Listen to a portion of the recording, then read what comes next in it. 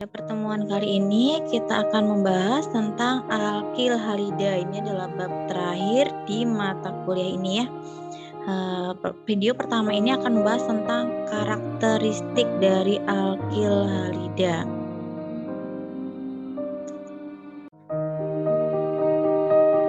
Oke, apa sih alkil halida itu? Merupakan senyawa organik yang terhalogenasi, terdiri dari 3 kelompok. Jadi memang senyawa organik yang terhalogenasi itu jarang ditemui di alam ya, secara alami. Banyaknya adalah hasil sintesis. Nah, berikut adalah pengelompokannya. Ada yang berupa alkil halida atau senyawa hidrokarbon alifatis atau dengan ikatan tunggal yang mengandung halogen.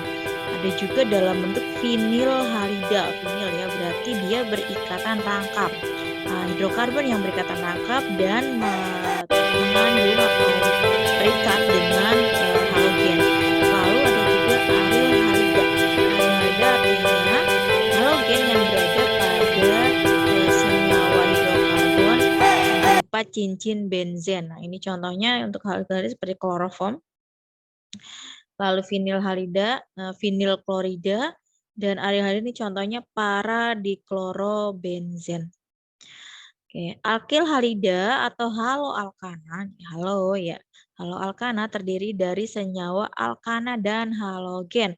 Tentu sudah tidak asing ya, deret halogen terdiri fluorin, klorin, brom, dan iodin.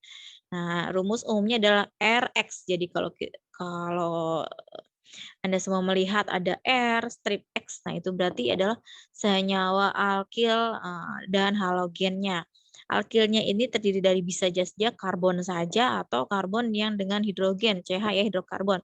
Lalu X-nya ini bisa F yang masuk F1 ya, hanya satu ya. Walaupun kita sering mengenal itu bentuknya di atomiknya, tapi di sini bentuk sudah satu ya. Atom F atau Cl atau Br atau iodinnya. Nah, ini adalah contoh yang ada di sekitar kita. Mungkin jika yang dua ini ya memperhatikan di lab nih. Nah, ini kita sering temui namanya karbon tetraklorida atau CCl4. Nah, ini ada produk organik yang ada di lab. Lalu ini adalah kloroform ini. Berarti tulisannya kloroform CH3Cl. Lalu berikutnya adalah gas, kita sering menemukan ini berupa gas freon ya, berupa freon, klorofluorokarbon. Nah, ini contohnya adalah R11, ini ditabung ya, ditabung karena berupa gas fasanya, aerosol. Nah, lalu contoh lainnya adalah DDT. Nah, ini sudah sangat familiar ya kasus DDT ya, di kloro, di fenil tetraklorida ya, ini DDT ini. Ini adalah insektisida yang pernah ada kasus Minamata ya. Mungkin pernah baca atau bahkan pernah dengar, itu kasus yang sangat populer sekali. Oke, kita akan bahas ini karakteristik alkil halida berupa tata namanya, penggunaannya, struktur, dan sifat fisikanya.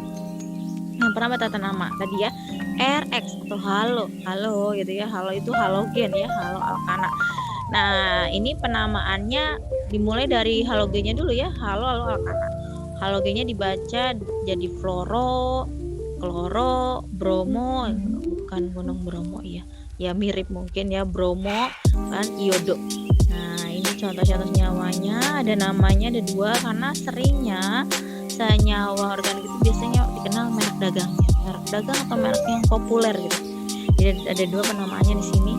Nama Ayupek dari CH3 CH2F, jadi fluoroetana, fluoro jadi halonya dulu, halogennya dulu ya, baru hidrokarbonnya apa, nah dia etana berarti fluoroetana ya, atau nama umumnya etil fluorida. Jadi biar mudah, oh glukosa adalah etil, alkilnya adalah etil, alkilnya, nah halidanya adalah fluorida. Lalu ini adalah buta ya, 4 ya, karena dia di nomor 1, karena bisa jadi nomor yang lain, ini ditulis dengan 1 klorobutana, klornya dengan 1, atau N-butil klorida, jadi alkilnya adalah butil. berikutnya adalah brom ya, 2. Nah, ini di nomor 2 ya. 2 bromopropana atau isopropil. Nah, sudah dibahas sebelumnya ya. Isopropil dalam bentuk isonya ya. Jadi kalau dibentuk di Cambridge itu bentuknya Y ya. Isopropil bromida. Ini adalah contoh-contoh nama pada umumnya yang sering kita temui di lab. Diklorometan. Diklorometan CH2Cl2 atau dikenal dengan DCM. Kalau sering DCM digunakan DCM gitu ya larutnya, berarti diklorometan. Namanya adalah metilen klorida, hampir tidak pernah disebutin metilen klorida, DCM gitu ya. Ini ada di lab. Lalu berikutnya triklorometana ya, CHCl3 ya. CHCl-nya ada 3 atau dikenal dengan kloroform. Jadi hampir tidak ada yang menyebut triklorometana gitu ya, namanya sangat resmi ya IUPAC, namun dikenalnya adalah kloroform. Lalu berikutnya adalah tetraklorometana CCl4 atau karbon tetraklorida. Nah, ini semuanya bentuknya pelarut organik dan ini cukup toksik, jadi harap berhati-hati. Kloroform ini bisa membuat iritasi mata yang semalaman baru sembuh. Lalu CCl4 ini, wah ini jangan coba-coba terhirup ya, bisa pingsan di tempat. Dan DCM masih agak aman, namun kalau tersentuh tangan lumayan bisa menyebabkan tangan kita gatal-gatal. Berikutnya adalah penggolongan alkil halida berdasarkan posisi halogennya. Nah, halogen itu tentunya berpindah-pindah ya, bisa di nomor 1, nomor 2 dan seterusnya. Nah, namun berpindah-pindah ini juga ada penggolongan yang pertama ada primer. Primer itu perhatikan saja C yang mengikatnya. Jika C-nya masih punya lebih tangan atau 2, berarti dia primer. Jadi ini bisa jadi ini CH3 ya, CH3 atau CH2 ya, intinya dia tidak mengikat yang lain setelah halogennya gitu, atau ikatannya pasti tunggal ya, primer halida. Lalu sekunder. Nah, sekunder ini berarti dia hanya 1 ya, hanya 1, jadi hanya tersisa 1 lagi jika ingin disubstitusi. R-nya ada 2, maka dia posisinya sekunder. Lalu jika tidak punya hidrogen, dia posisi tersier halida ya. DH-nya sudah tidak ada, jadi urutannya primer, sekunder, tersier, sangat mudah ya. Ini adalah contohnya dengan nama IUPAC-nya 1 fluoropropana, atau misalnya di sini ada metil, nah itu sama ya, jadi dia primer juga walaupun CH3. Nama umumnya adalah N-propylfluorida. Lalu yang kedua adalah sekunder ya. Sekunder berarti di posisi nomor 2 atau di tengah, bisa jadi nomor 3 dan seterusnya. Nah, dengan H-nya hanya sisa 1, dia adalah 2 iodobutana atau sekunder butil iodida. Lalu berikutnya adalah yang tersier, terakhir ya. Tersier ini berarti karbonnya tidak ada hidrogen, 2 kloro, 2 metil propana atau tersier butil klorida. Penggunaan, pemanfaatan ya, pemanfaatan seperti tadi sudah dibahas sekilas, bisa sebagai pelarut. Jadi biasanya ini digunakan untuk melarutkan reaksi organik atau untuk mengekstraksi, mungkin pernah dengar istilah maserasi, atau ini praktikum dari KLT ya, kromatografi. Nah, itu biasa menggunakan pelarut non polar ini, salah satunya DCM. DCM ini cukup bagus untuk digunakan sebagai eluent. Klorometana, kloroform atau karbon tetraklorida ya. Lihat botolnya sih sudah besar-besar ya, ini sekitar 2,5 liter ini kapasitasnya. Oke, penggunaan yang lain adalah anestesi. Nah, ini banyaknya memang senyawa halogen di organik ini hampir tidak di alam, banyak sintesis. Jadi ini salah satunya disintesis untuk menjadi anestesi. Nah, tapi jangan coba-coba mencari cara untuk mendapatkannya ya, untuk membius rekannya atau orang lain yang tidak disukai. Ini adalah obat-obat untuk bius, isofuran, desfluran, sevofluran. Silakan dicek ya rumus molekulnya apa, mudah kan? C-nya berapa, F-nya berapa, H-nya berapa, dan F-nya berapa, atau yang ada CL-nya. Ini adalah obat bius yang dihirup. Mungkin pernah menyaksikan atau alami barangkali saat, dioperasi itu biusnya kan 1 kali ya disuntik. Nah, bius itu akan berlanjut dengan dihirup. Jadi diberi, apa, apa, uap dihirup di hidungnya. Nah, itu adalah sebagai anestesi lanjutan untuk mempertahankan ketidaksadaran pasien selama proses operasi berlangsung. Khususnya jika, ini ya, apa, bius, total seperti itu. Karena kalau bius lokal tidak dipasang itu, seperti sesa itu bius lokal. Berikutnya adalah untuk pendingin. Nah, pasti sudah tidak asing ya, wah freon gitu ya, merusak ozon. Nah, mungkin kalian juga suka lihat nih jika ada yang di rumahnya pakai AC, saat memanggil teknisi AC itu bawa tabung warna-warni ya, wah bagus ya warnanya pink gitu ya, hijau, kuning. Nah, ini adalah tabung-tabung freon yang digunakan menyesuaikan AC yang diservisnya, karena bisa jadi AC-nya tipe yang lama masih menggunakan freon level tipe berapa seperti itu. Nah, klorofluorokarbon itu dulunya memang dikenal merusak ozon, sampai sekarang pun masih, makanya terus teknologi itu terus diperbarui, terus diteliti bagaimana caranya pendinginnya atau aerosol ini, refrigeran agen ini semakin aman, tidak lagi merusak ozon ya. Dimulai dari freon 12 lalu diperbaiki menjadi freon 11 ya ini. Perhatikan ini rumus molekulnya ada selisih perbedaan. Lalu freon 2, bahkan freon 22 ini 2014 sudah mulai dikurangi dan sekarang sudah menjadi freon 32 atau freon 410A. Nah, itu merupakan gabungan untuk terus berusaha semakin aman, bahan-bahan ini tetap digunakan, tetap tidak mengurangi fungsinya sebagai pendingin namun tetap aman. Berikutnya adalah sebagai pestisida. Nah, tadi seperti DDT ya, pestisida yang dulu itu digunakan secara massal sampai ada kasusnya yang meracuni satu daerah, satu wilayah ya. Dan ini juga masih digunakan. Nah, 4 ini adalah semuanya pestisida dan salah satunya ini lindane. Ini bisa dicek, ini adalah untuk mengobati kadas atau kutu yang ada jadi ini digunakan pada manusia walaupun dengan jumlah yang sangat-sangat kecil, seminimal mungkin dan dengan resep dokter dan tentunya dengan penggunaan yang lebih hati-hati gitu. Karena ketika sudah menggunakan bekas olesannya saja itu tidak boleh dibuang sembarangan ataupun kulit yang sudah terkena obat ini jangan sampai kontak dengan kulit yang lainnya. Ini lindane, lalu kepone, aldin dan kordan. Kepone ini nama lainnya ada klordekon ya. Ini semuanya adalah insektisida untuk membunuh hama, tikus yang merusak tanaman. Nah, namun tetap ini penggunaannya sangat-sangat diawasi dan tidak sebebas penggunaannya tidak sangat bebas. Jadi sekarang lebih diprioritaskan insektisida atau pestisida yang berbasis alam, jadi secara alami membunuh hama. Bahkan banyak sekarang organik itu tanpa ada insektisida atau pestisidanya. Untuk struktur aldehyda sudah dibahas di awal, itu adalah R dan X, atau R-nya ini bisa berupa karbon.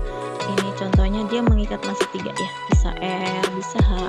Dan kecenderungannya karbon ini cenderung positif. Halogen itu dikenal sangat negatif ya. Terlihat dari apa? Elektronegatifnya. Nah, ingat lagi tuh yang paling elektronegatif dari halogen ini siapa? Nah, fluor ya. Jadi ini adalah panjang ikatannya, bisa kita lihat. Semakin kanan semakin panjang ya. Lalu ikatannya semakin turun artinya sangat mudah dilepas ya. Nah, ini warna ini. Nah, yang kemarin menyusun Avogadro ya bisa dicek ya. Ini ya awan-awan ini. Awan elektron ini semakin merah ini semakin negatif. Terus ke kanan, nah semakin pudar negatifnya. Jadi ini paling rendah ya kalau negatifnya. Jadi dia semakin mudah lepas karena semakin besar. Jadi semakin besar ya, berat molekulnya juga semakin naik. Berikutnya adalah sifat fisika. Salah satunya adalah si titik didih. Titik didih ini dipengaruhi oleh 2 hal. Gaya London. Gaya London itu adalah berat molekul seiring dengan luas permukaannya. Di gaya Londonnya ketika dia semakin luas permukaan atau semakin berat molekulnya, maka permukaannya semakin luas ya. Maka gaya Londonnya semakin besar. Dan tentunya titik didihnya semakin tinggi. Lalu yang kedua adalah dipol ya, dipol atau kepolaran. Kepolaran itu karena ada perbedaan perbedaan keelektronegatifan ya, nanti kita cek setelah ini. Nah, kepolaran itu sama dengan ikatan CX-nya, maka perbedaan keelektronegatifan sangat menentukan ya kepolarannya. Semakin polar, maka titik didihnya semakin rendah. Kenapa? Karena semakin polar berarti dia semakin mudah terpanaskan. Bahkan dia semakin mudah lepas bisa. Oh ya sudah ketika dipanaskan ya dia semakin lepas aja dengan lebih mudah dibandingkan yang kurang polar gitu. Kelarutan. Nah, ingat lagi kemarin faktor pengukuran kelarutan dari apa? Momen dipolnya ya, momen dipolnya. Ini kalau satu ikatan ini seperti ini urutannya. Namun kita lihat lagi tabelnya ini bertanda kuning. Kuning ini berarti yang paling polar ya dari kesemuanya. Dari mulai F sampai I ketika dia mengikat satu halogen, dua halogen, tiga halogen dan empat. Lihat ketika empat, ternyata semakin banyak halogennya, semakin tidak polar, bahkan nol sama sekali ya, sama sekali tidak polar. Yang paling polar mana? Ini ya, Cl dengan satu satu halogen. Nah, lalu yang polar berikutnya adalah ini ya, ini paling polar dekat ya. Jadi yang polar itu di sini adalah F dengan ikatan dengan dua atom di sini, lalu dengan 3 jadi CH2F2 dan CHF3, lalu berikutnya untuk Cl adalah CH3Cl. Jadi ini paling polar dari semua jenis alkil halida dari mulai 1, 2 sampai 3 dan 4 ya. Dan ini adalah perbandingan dari beberapa sifat sifat fisika dari alkil halida. Dari mulai berat molekul, titik didih, dan kerapatan. Nah, ini dibatasi berdasarkan kelompoknya. Jadi ini adalah metil yang terikat pada halogen, lalu kita lihat perbandingannya, ternyata yang paling besar titik didihnya itu bersamaan dengan paling besar berat molekulnya atau kerapatannya juga paling besar. Jadi I ya. I ini mendominasi baik dengan metil, etil. Nah, ini juga sama nih paling tinggi nih. Jadi ke bawah ini semakin tinggi ya. Lalu propil juga tinggi, lalu butil ini sekunder ya, sekunder ini yang pada posisi sekunder.